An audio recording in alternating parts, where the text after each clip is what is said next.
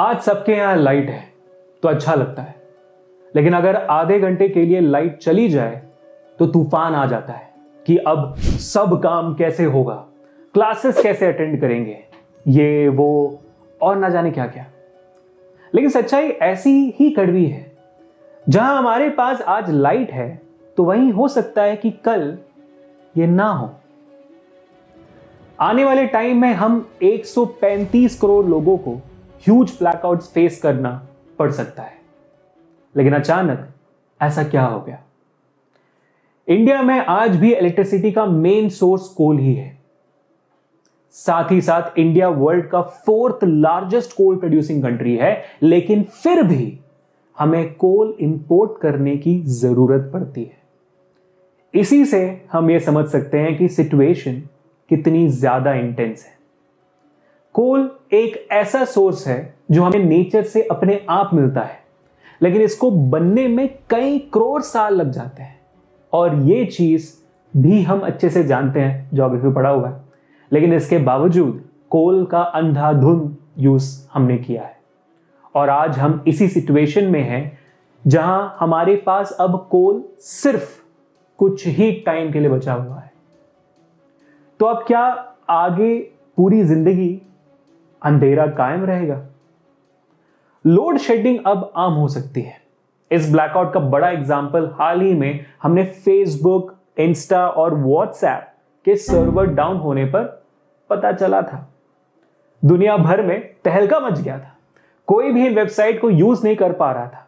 इस power crisis की शुरुआत हुई चाइना, फिर यह पहुंचा अमेरिका, फिर यूरोप और फिर यह आ गई यहां इंडिया। अभी दिवाली भी आने बाकी है भाई, जो फेस्टिवल ही लाइट का है उसमें लाइट ही नहीं होगी, सोच कर ही डर लगता है। इसीलिए थोड़ा संभल जाने की जरूरत है। इंडिया में 135 पावर प्लांट्स हैं, 135 जो कोल से ऑपरेट होते हैं, और उसमें से 107 पावर प्लांट्स ऐसे हैं जिनके पास बेहद ही कम कोल बचा है। ये एक रेड अलर्ट की सिचुएशन है, और इसी का नतीजा है कि आजकल ऑफिसेस और लोगों के घरों में पावर शेडिंग बहुत ज्यादा बढ़ चुकी है। और सबसे ज्यादा डेंजर में यूपी, लद्दाख और जम्मू एंड कश्मीर है। Indian ministry of power supply ने भी क्लियर कर दिया है कि सिचुएशन आने वाले 4-5 महीने तक ऐसे ही बनी रहेगी। इसलिए हमें मेंटली प्रिपेयर्ड रहना पड़ेगा। जहां एक तरफ हमारी इकोनॉमी अभी कोविड के मार के बाद अच्छे से ग्रो कर रही है, जिसके लिए मैन्युफैक्चरिंग भी ज्यादा हो रही है, अब इलेक्ट्रिसिटी की जो डिमांड है, ऑफ कोर्स ये बात है कि पहले से कहीं गुना ज्यादा हो गई है। जहां 2019 अगस्त में इलेक्ट्रिसिटी कंज्यूम्शन, ध्यान से सुनिएगा, 10,600,000 करोड़ यूनिट्स थी, तो वो अब इस साल अगस्त में 12,04,000 करोड़ हो गई है। लास्ट के 2 महीने में ही इंडिया में इलेक्ट्रिसिटी कंज्यूम्शन 17% तक बढ़ गया है। इससे साफ पता चलता है कि हमें कितना और कोल चाहिए होगा, और इसी डिमांड के चलते इंटरनेशनल मार्केट में कोल की प्राइसेस 40% तक बढ़ चुकी है। और हाल ही में हुई भारी बारिश के वजह से हमारा जो कोल माइंस है वो काफी इंपैक्ट हुआ है। Coal mines were totally flooded with water and hence production come. But आखिर हम आज भी कोल को यूज कर क्यों रहे हैं? हम ये पढ़ते आ रहे हैं कि how burning of coal leads to another level of pollution, लेकिन फिर भी हम आज भी कोल पर ही रिलाई कर रहे हैं। टेम्परेचर राइजिंग के बारे में हम हर एनवायरमेंटलिस्ट को बोलते हुए सुनते हैं, लेकिन क्या हमने कुछ रिफॉर्म्स नजर आते हैं? जिस स्पीड से कोल यूसेज हो रही है, वो दिन दूर नहीं जब अर्थ का टेम्परेचर और एक्सट्रीम हो जाएगा। फिर घूमना वादियों में। कई कंट्रीज ग्रीन एनर्जी की तरफ भी बढ़ना चाहते हैं, जिसमें कोल का यूज बिल्कुल नहीं होता, और इसी चक्कर में भी कई कंट्रीज ने कोल माइनिंग कम कर दी। लेकिन एक सही रोड मैप ना होने की वजह से आज ये कंट्रीज भी पावर क्राइसिस पूरे वर्ल्ड में आ गई है। यूरोप में भी 2 टाइप की रिन्यूएबल एनर्जी को यूज करके पावर बनाई जाती है। एक है आपका हाइड्रो पावर और दूसरा है विंड पावर। नॉर्वे को तो यूरोप का पावर हाउस भी कहा जाता है, पता होगा आपको, जनरल नॉलेज। लेकिन एनवायरमेंट में चेंजेस की वजह से इन दोनों ही एनर्जीज पर काफी इंपैक्ट पड़ा है और नॉर्वे के डैम्स अब सूखने लगे हैं एंड हेंस यूरोप में पावर क्राइसिस हो चुकी है।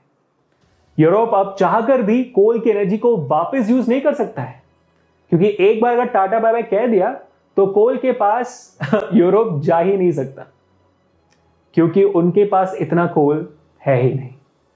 रशिया, जो यूरोप का एक बहुत बड़ा पावर सप्लायर है, उसने भी यूरोप को एनर्जी सप्लाई देने से बिल्कुल मना कर दिया है। लेकिन जब हमारे पास रिन्यूएबल एनर्जी रिसोर्सेस है, then why we not use them? Books में सिर्फ सोलर एनर्जी पढ़कर क्या ही फायदा when we never apply it in our real life? तो मेरे दोस्तों, अब अर्थ का ध्यान रखने की बारी हमारी है। थोड़ा सा सावधान हो जाओ इलेक्ट्रिसिटी और पावर कंजम्पशन को लेकर, और जितना दिमाग लगाकर चीजें पढ़ी है ना स्कूल्स में, चलो उनका इस्तेमाल करते हैं और कुछ करते हैं और दुनिया बदलते हैं। बताना मुझे कमेंट्स पे कि अगर आप होते तो आप क्या करते इस एनर्जी क्राइसिस से बचने के लिए। अगर वीडियो इंफॉर्मेटिव लगा हो तो जरूर शेयर करना and subscribing will mean a lot to us. And ऐसे ही एजुकेशन इंडस्ट्री में रेवोल्यूशन क्रिएट कर रहा है वेदांतो, अपने अमेजिंग टीचर्स, कंटेंट और टेक्नोलॉजी के साथ।